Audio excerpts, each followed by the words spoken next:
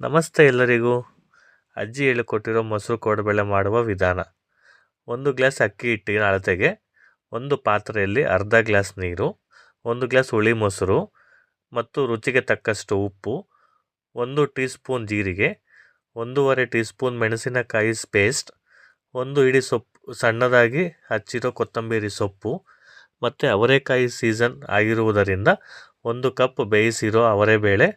ಇದೆಲ್ಲ ಚೆನ್ನಾಗಿ ಕುದ್ದ ನಂತರ 1 ಕಪ್ ಅಕ್ಕಿ ಹಿಟ್ಟನ್ನು ಸೇರಿಸಿ 20 ನಿಮಿಷಗಳು ಸಣ್ಣ ಉರಿಯಲ್ಲಿ ಕುದಿಯಲು ಬಿಟ್ಟು ಅನಂತರ ಅದನ್ನು ಮುದ್ದೆ ಕದಕೋ ರೀತಿಯಲ್ಲಿ ಚೆನ್ನಾಗಿ ಕದಕಿ ಸಣ್ಣ ಸಣ್ಣ ಉಂಡೆ ಮಾಡಿ ಇದನ್ನು ಕೋಡುಬಳೆ ಮಾಡಿ ಕಾದಿರುವ ಎಣ್ಣೆಯಲ್ಲಿ ಹಾಕಿ ಅದು ಗರಿ ಗರಿ ಆದ ನಂತರ ತೆಗೆದು ಸವಿಯಿರಿ. ಇದರ ಜೊತೆ ಕೊಬ್ಬರಿ ಚಟ್ನಿಯು ತುಂಬ ಚೆನ್ನಾಗಿರುತ್ತದೆ. ಒಂದ್ಸರಿ ಟ್ರೈ ಮಾಡಿ. ವಿಡಿಯೋ ಇಷ್ಟವಾದಲ್ಲಿ ಲೈಕ್ ಮಾಡಿ, ಶೇರ್ ಮಾಡಿ, ಸಬ್ಸ್ಕ್ರೈಬ್ ಮಾಡಿ.